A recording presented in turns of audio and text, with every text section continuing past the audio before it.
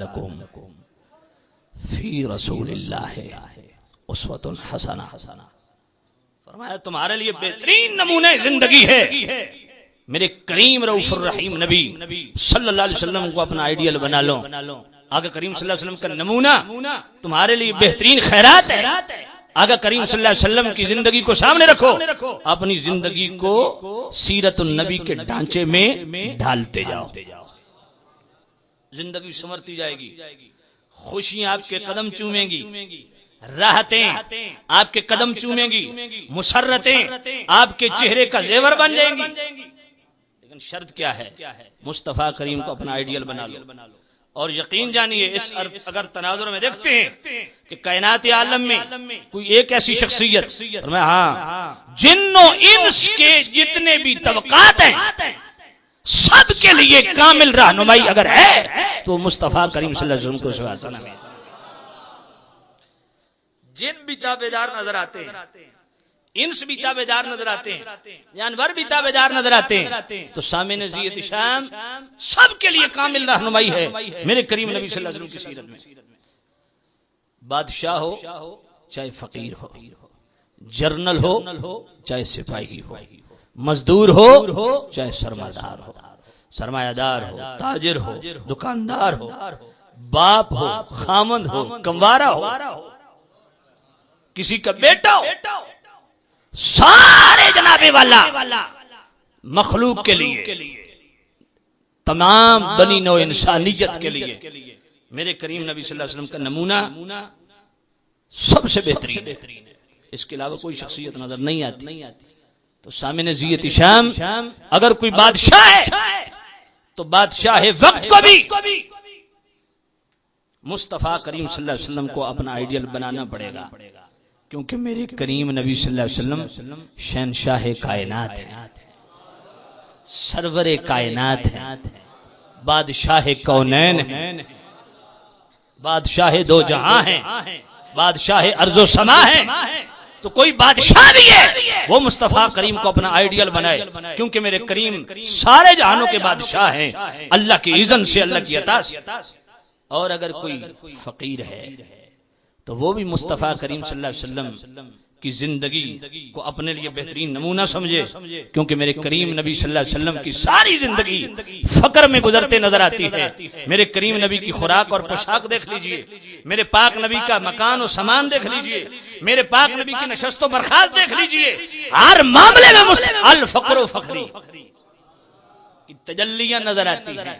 تو کوئی فقیر بھی ہے وہ بھی در رسالت پہ آ جائے، کوئی وزیر بھی ہے وہ بھی در رسالت پہ آ جائے، کوئی امیر بھی ہے وہ بھی در رسالت پہ آ جائے، کیونکہ جو اللہ نے ہمارا مصطفیٰ کریم کو بخشی ہے، جو دولت مصطفیٰ کریم کو بخشی ہے، کوئی سرمایہ دار ہو تو سرمایہ دار کو بھی چاہیے کہ اپنی زندگی کو بہتر بنانے کے لیے مصطفیٰ کریم صلی اللہ علیہ وسلم کے اسوہ حسنہ کو اپنانا چاہیے اسے، کیونکہ میرے کریم نبی ایسے سرمایہ دار ہیں کہ جس نے بھی بھیک کے لیے دروازہ کھٹکھٹایا ہے، جس کے دامن میں مصطفیٰ نے خیرات ڈالی ہے، وہ کسی اور کے دروازے کی محتاجی نہیں رکھتا۔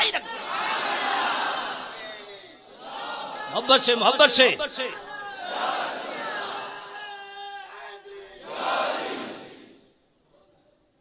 کون ہے جو کہے کہ مجھے خیرات نہیں مل سکتی؟ کون ہے جو کہے کہ میرے لیے کوئی رہنمائی نہیں ہے؟ کون ہے جو کہے کہ مصطفیٰ کریم کی بارگاہ سے میں آسودہ نہیں ہوتا؟ سب کی دل جوئی ہوتی ہے، سب کی عشق شوئی ہوتی ہے، سب کو خیرات ملتی ہے۔ بادشاہ ہو آئے مصطفیٰ کے در پہ، فقیر ہو آئے مصطفیٰ کے در پہ، وزیر ہو آئے مصطفیٰ کے در پہ، امیر ہو آئے مصطفیٰ کے در پہ، سرمایہ دار ہو آئے مصطفیٰ کے در پہ، کوئی جناب والا مزدور ہو آئے مصطفیٰ کے در پہ۔ میرے کریم نبی صلی اللہ علیہ وسلم نے اپنے ہاتھوں سے خندق کھودی ہے، اپنے ہاتھوں سے مسجد قباء کی اینٹیں لگائی۔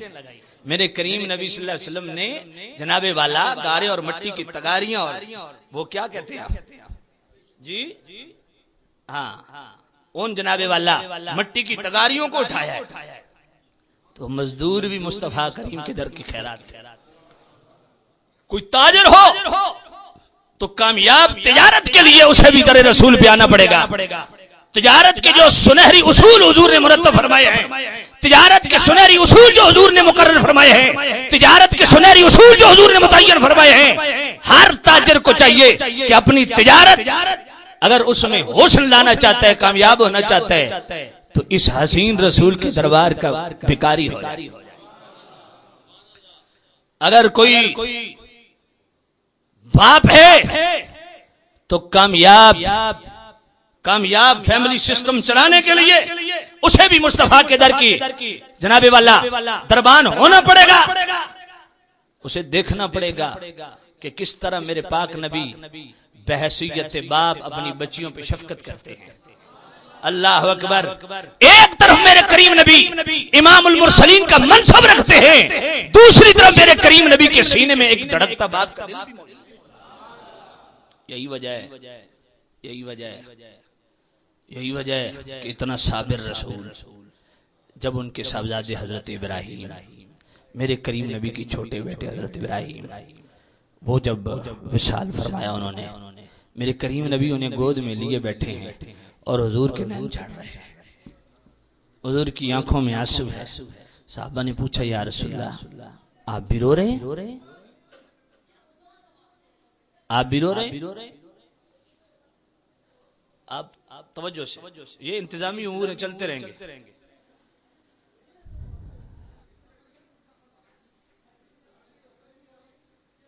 باہر خاموشی اختیار کی جائے، کوئی بندہ نہ اٹھے اپنی جگہ سے۔ توجہ کرنا سامعین، بھائی آپ نہ اٹھیں، بیٹھے رہیں۔ پولیس والے حضرات اگر باہر بیٹھے ہیں وہ معاملات کو سنبھالیں۔ توجہ کرنا، خدا کے لیے یار کوئی غلطی بھی کرتے ہے تو آج کی رات معاف کرو، اسے چھوڑ دو، رہنے دو۔ اگر میری آپ آواز سن رہے ہیں، اگر آپ کے ہاتھ اٹھے ہوئے روک لو، زبان چل رہی ہے اسے بند کر دو، اپنے قدم مسجد کی طرف لاؤ۔ اگر کسی نے حرکت کی ہے معاف کرو، آج وہ سخی خدا بھی معاف کرنے پہ آیا ہوا، آپ بھی معاف کر دو، چھوڑو، رہنے دو، ختم کرو۔ اب کوئی آواز نہیں آنی چاہیے، آج کسی پہ آپ کا ہاتھ نہیں اٹھنا چاہیے، آج کسی پہ زبان آپ کی نہیں چلنی چاہیے، آج بس آپ بھی سخی بن جائیں، معاف کرتے رہیں، چھوڑ دیں، بالکل خاموشی اختیار کر دی جائے۔ توجہ کرنا سامعین، تو میں عرض کر رہا تھا کائنات میں کون سا ایسا ہے جس کو حضور کے در کی خیرات نہیں ملتی، جو اپنی زندگی نہیں سنوار سکتا؟ حضرت ابراہیم ہے، چھوٹے سے بچے گود میں فوت ہیں، آقا کریم صلی اللہ علیہ وسلم کی آنکھوں میں آنسو آ گئے۔ صحابہ نے پوچھا یا رسول اللہ بچے کی فوتگی پہ آپ بھی رو رہے؟ حضور نے فرمایا یہ اس بات کی دلیل ہے کہ میں بھی اپنے سینے میں ایک باپ کا دھڑکتا دل رکھتا ہوں۔ تو کوئی باپ ہے تو اسے بھی کریم رؤوف الرحیم نبی صلی اللہ علیہ وسلم کی سیرت کو اپنانا ہوگا، حضور کے اسوہ حسنہ کو اپنانا ہوگا، حضور کی زندگی کو نمونہ بنانا ہوگا، اپنے کریم رؤوف الرحیم نبی صلی اللہ علیہ وسلم کو اپنا آئیڈیل بنانا ہوگا۔ اگر کوئی بیٹا ہے اسے بھی دیکھنا پڑے گا کہ میرے کریم نبی صلی اللہ علیہ وسلم حضرت حلیمہ کی آمد پہ امام المرسلین کا تاج سجائے ہوئے ہیں، لیکن پھر بھی اپنی ماں کے لیے کس طرح شفقت سے چادر بچھا دی ہے۔ تو اگر کوئی باپ ہے وہ بھی حضور کے اسوہ حسنہ کو دیکھے، کوئی بیٹا ہے وہ بھی حضور کے اسوہ حسنہ کو دیکھے، کوئی لیڈر ہے تو اسے مقام حدیبیہ پہ حضور کی سیاست کو بھی دیکھنا چاہیے۔ میرے کریم نبی صلی اللہ علیہ وسلم نے کتنی پاکیزہ سیاست کی ہے۔ کوئی ایسا بندہ مجھے دکھاؤ، اگر ایک ڈاکٹر کامیاب زندگی گزارنا چاہتا ہے، میں اللہ کی قسم اٹھا کے کہتا ہوں اس کی کامیابی کی ضمانت اسوہ رسول میں ہے۔ اگر ایک جرنل کامیاب زندگی گزارنا چاہتا ہے اس کے لیے کامیابی کی ضمانت اسوہ رسول ہے۔ اگر ایک تاجر کامیاب تجارت کرنا چاہتا ہے اس کی کامیابی کی ضمانت اسوہ رسول پہ عمل ہے۔ اگر کوئی باپ اپنے فیملی سسٹم کو پرامن طریقے سے چلانا چاہتا ہے، اپنی زندگی میں راحت لانا چاہتا ہے، مسرت لانا چاہتا ہے، خوشیاں لانا چاہتا ہے، مسکراہٹیں لانا چاہتا ہے، اسے بھی مصطفیٰ کریم کے اسوہ حسنہ کو اپنانا ہوگا۔ اگر کوئی خامد ہے تو ازدواجی زندگی کی کامیابی مصطفیٰ کریم کے اسوہ حسنہ میں ہے کہ ازواج رسول کے ساتھ رسول خدا کا رویہ اور برتاؤ کیسا تھا۔ سب کے لیے رہنمائی، سب کے لیے رہنمائی ہے. ذلت